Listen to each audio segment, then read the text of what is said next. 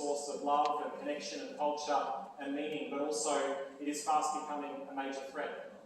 The reality is that today, about 1 billion people across our planet go to bed hungry every single night. 2.2 billion wake up overweight or obese. We know that 1 in 5 children are hungry to such a degree that they will never achieve their full biological potential. Their brains will never fully develop, their organs will never fully develop, and by second decade of life, they will on average earn less than their well-nourished counterparts. But we also heard from our sister agency just last week, UNICEF, that there are more children on the planet today who are obese than there are underweight. We also know that food waste is a major issue. 1 in 3 mouthfuls is wasted, as the ambassador reminded us. And we know that if food waste alone was a country, it would be the 3rd largest emitting country from greenhouse gas emissions after China and the United States. Just think about that for a moment. The scale of food loss and waste around the world, the environmental impact is so large that if we added up just food loss and waste, it would be the equivalent to the 3rd largest emitting country in the world. So whilst food and food cultures have been long a source of inspiration and of course economic prosperity, we've seen generation after generation getting taller, living longer and living healthier, we now stand at a point in history where those very gains are under risk. And where food systems are becoming not just a threat to ourselves, but also to the natural environment around us, and of course to the climate. And we're already seeing climate change impacting on our food, and food impacting on the climate. I mentioned on one hand about 1/4 of global greenhouse gas emissions comes from the way we grow, transport, manufacture, consume and waste food. In fact, food systems combined emit more greenhouse gas emissions than all land, sea and air transport. It is one of the largest emitting sectors in the world. Conversely, climate change is now having an impact on our ability to grow food, on our ability to maintain food security and of course food sovereignty. But we're also seeing even the nutrition of the crops that we do grow decrease now in the context of rising CO2. So this relationship between food and food waste and climate and the environment is not unidirectional, it's bidirectional. And what's even more concerning is we're starting to see feedback loops. By having an unsustainable food system, it increases the devastation and the impact on our climate, which in turn impacts on our health. And our food systems are incredibly onerous when it comes not just to greenhouse gas emissions, but they're the leading sector in terms of fresh water use, land conversion. So more land is converted from nature to crops around the world than any other use. We also know that, for example, even antimicrobials, 70% of global antibiotics are used in our food system. They end up in food waste, they end up in waterways, they end up in landfill, and ultimately create issues of antimicrobial resistance back in humans.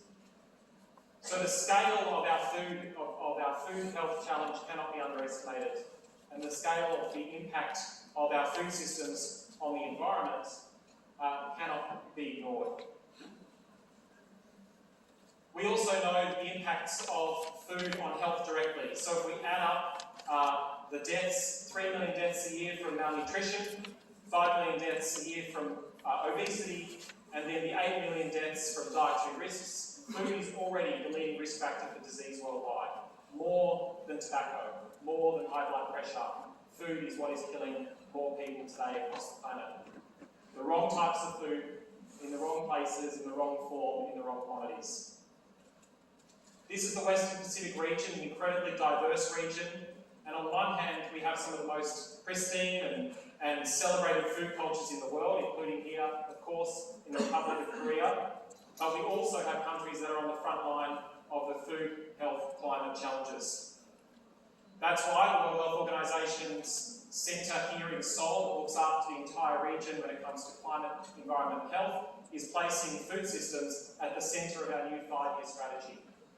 This is about not seeing it as a fringe issue, but actually seeing it as a core opportunity, not just for addressing human health, but also for achieving our NDCs. Countries are increasingly realising they will not reach their Paris targets without transforming their food systems. The good news, though, is that there is a lot of good work happening around the world that we can learn from. From food supply chains in New York City, in prisons, in schools, in hospitals, being used to reduce the price of food for those living in poverty. Copenhagen, fully transforming their food system, making organic food cheaper than non-organic food through the power of city procurement, the city of Copenhagen. In Singapore, changing food labelling and shifting the behaviour of populations en masse. And since I got here in Seoul in January, working with Professor Yoon at Seoul National University and partners across this great city, there is so much richness happening right here at home. Your school food programs, the way you're feeding people in hospitals, all of these are opportunities to transform your food systems at scale and pace. But we need to go from being reactive to proactive, and the Ambassador talked about this. All too often we're responding. We're responding to the latest climate crisis, we're responding to the latest drought and its impact on our food systems. We need better data, we need more integrated data, we need to be connecting food, health, climate data from across different parts of the city, and we need to be able to see and anticipate when and how these challenges will occur and act before they do. And most importantly, we need to really spotlight, I think, and celebrate the great work that's happening at the local level across this region. From the Good Food Fund in China, even to the work that this city is doing with the Milan Urban Food Pact.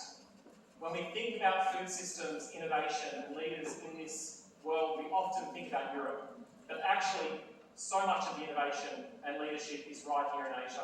And we need to be celebrating that, spotlighting that, and scaling that here across the region. We need to be connecting the dots between human health, animal health, and the environment through a One Health approach. And we need to be recognising that there is no human health without a healthy environment, and of course without a healthy planet.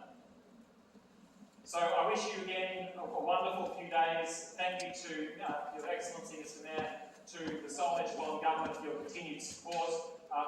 This meeting could not be more timely, more urgent or more consequential. And from your partners at the World Health Organization, we wish you all the best and thank you for allowing us to say a few words.